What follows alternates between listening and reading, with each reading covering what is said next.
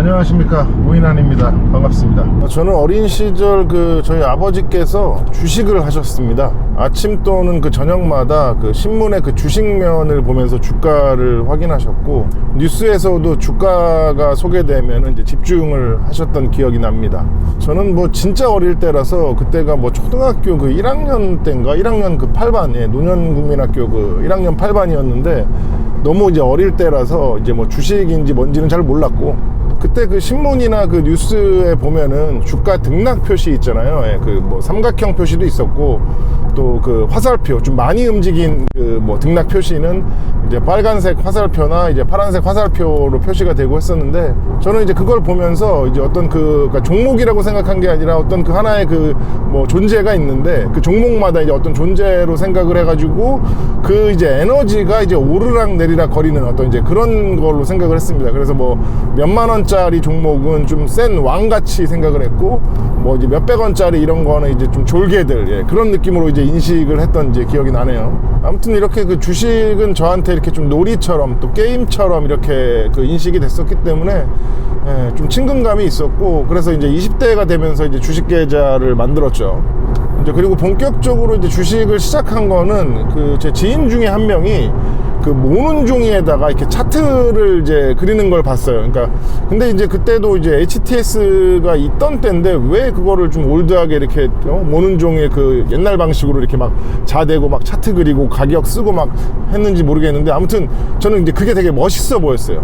뭔가 이렇게 모는 종이에다가 자를 대고 막 주가를 분석하고 막 그리고 하는 이런 게 뭔가 굉장히 전문가스러웠고, 그러니까 전문가는 아닌데 전문가스러워 보였고, 그게 그냥 흥미로웠던 것 같아요. 그래서 이제 그렇게 제가 차트를 배우게 됐는데, 다들 처음에 해보셔서 알겠지만 그런 거 관심도 없다가 처음에 공부하면은 이게 이해도 잘 안 되고 어려워서 처음에는 저도 포기를 했었습니다. 근데 그럼 이제 주식 투자도 포기를 했어야 되는데, 그러니까 공부는 이제 포기를 하고 투자는 실행을 한 거죠. 그렇게 이제 준비가 안 된 채로 시작하는 투자는 굉장히 힘들었습니다.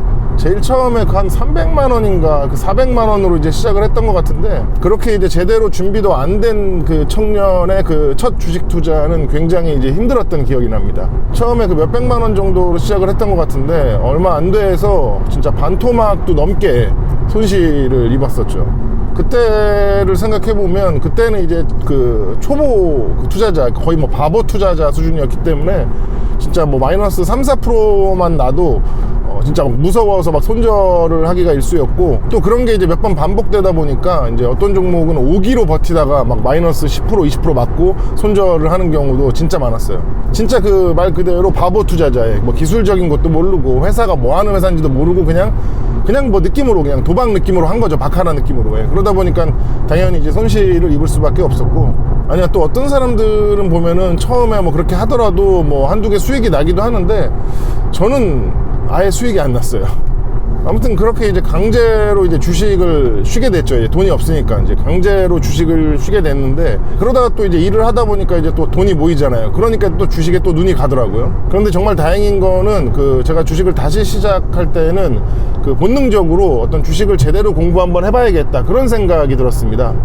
저는 성격상 하나 빠지면은 진짜 식음을 전폐하고, 진짜로 밥도 안 먹고 사람도 안 만나고 집 밖을 안 나가면서 그것만 몰두해서 이제 파는 스타일인데, 그때도 이제 최소한의 이제 본업을 하는 시간, 제가 프리랜서였기 때문에 그 일을 최소한으로만 남겨두고 이제 거의 모든 시간을 이제 주식에 전념을 했죠. 그때는 진짜 일주일 넘게 집 밖으로 안 나가던 때도 많았고, 그때는 진짜 제가 컴퓨터 하나만 딱 주면은 어디 누가 나 좀 가둬놨으면 좋겠다, 이제 이런 생각도 했으니까.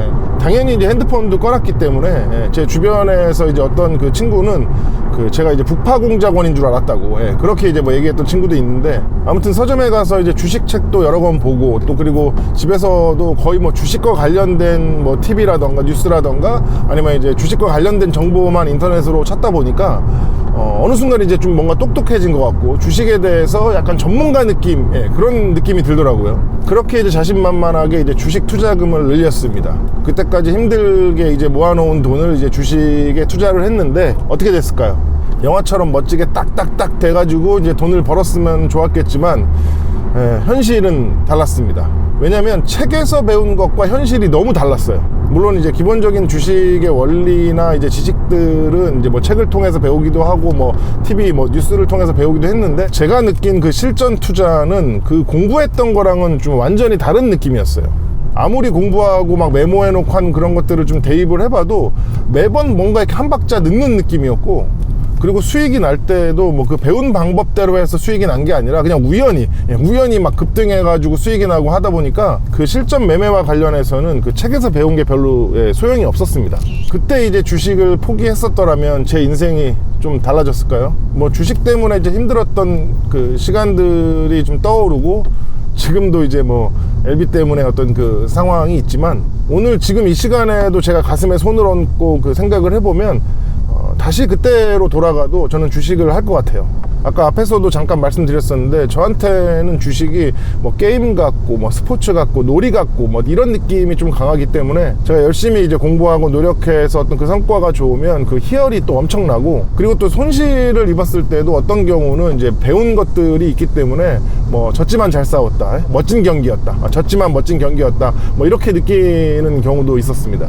아무튼 저는 이제 그때 당시 그 성격상 뭐 초단타, 뭐 스캘핑 이런 거는 잘 안 했고, 스윙을 좀 넓게 길게 가져가는 이제 그런 중단기 투자를 주로 했습니다.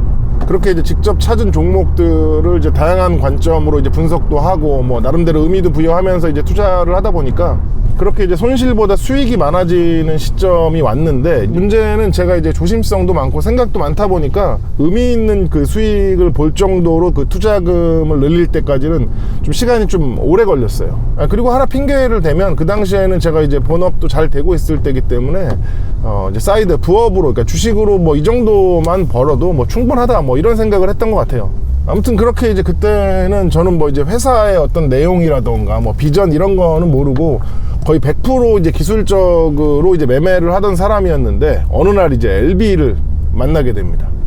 원래는 이제 엘파 주주였는데 627 맞고 이제 그 손실률 그 보는 것도 좀 짜증나고, 그리고 또 뭐 LB가 보니까 나중에 뭐 본주네 만에 막 그러길래 그냥 LB로 이제 갈아탔죠. 그러니까 손절해버리고 갈아탔으니까 그 손실률은 진짜 말도 못했고, 저는 그때까지 주식을 하면서 그런 손실률은 처음 봤어요. 왜냐면 기존에는 그 기술적인 매매만 했기 때문에 그렇게까지 되기 전에 보통 손절을 다 하죠. 사실 그때가, 그러니까 이제 엘파 LB가 처음으로 이제 제가 기술적 매매가 아니라 뭐 정보 매매, 재료 매매, 공부 매매를 했던 거죠. 근데 또 이제 가는 날이 장날이라고 저도 한번 뭐 좀 점잖게 이제 공부하면서 뭔가 좀 이렇게 전문가처럼 그 장투 한번 해볼까 했는데, 그런 627이 벌어진 거죠. 그나마 다행이었던 거는, 굳이 이제 위로를 하고 위안을 하자면 그때는 투자금이 또 그렇게 크진 않았었습니다. 그런데 문제는 그 뒤에 이제 9월달 10월달에 그 주가가 급등을 했는데, 그때 이제 원래 하던 대로 이제 기술적으로 매도를 이제 했었으면 되는데, 처음으로 이제 깊이 있는 공부를 했기 때문에 더 높은 결과를 기대를 했었다는 거죠. 그러니까 돌이켜보면은 뭔가 학교 공부는 잘하는데 어떤 그 사회생활은 못하는 약간 그런 느낌이었던 것 같아요. 그리고 이제 제가 정신을 차렸을 때는 이미 그 최고점에서 묻고 따블로 가는 그 불타기까지 한 상황이었기 때문에 매도를 할 수가 없었고, 무엇보다 제가 공부하면서 그 판단한 결과로는 아직 끝난 게 아닌 거는 자명한 사실이었어요. 그렇게 이제 21년 2월 16일 그 리셋본까지 출연을 하고, 또 같은 해 그 7월 15일이었나에 매집본까지 나왔을 때는, 그때라도 이제 원래 그 나로 돌아왔어야 했는데, 그만큼 시간이 흐른 만큼 그 리보에 대해서 공부를 또 더 많이 했기 때문에 또 홀딩을 했습니다. 그리고 이제 그때부터 이제 정신적으로 또 뭐 경제적으로 그 어려운 시기에 돌입을 합니다. 19년도 후반부터 이제 우연한 계기로 운영을 하게 된 그 합정동의 이 카페가 또 코로나로 상당한 이제 타격이 이어졌는데, LB도 이제 막 골을 파고 내려가니까 삶이 상당히 힘든 상황에 이제 돌입을 한 거죠. 물론 627 때만큼 주가가 하락한 건 아니었는데, 시기적으로나 이제 그 상황적으로 그 체감상은 그때보다 더 힘들었던 것 같아요. 심지어 2022년도는 공황장애랑 이제 불안장애가 심해져서 거의 뭐 통째로 날렸고, LB에 이제 묶인 돈 때문에 원래 하던 그 기술적 투자로 돌아갈 수도 없었습니다. 정확히 얘기해서 그 LB그룹에 들어간 돈을 제외하면 너무 소액이라 그냥 기술적 투자를 포기한 거죠. 덥다.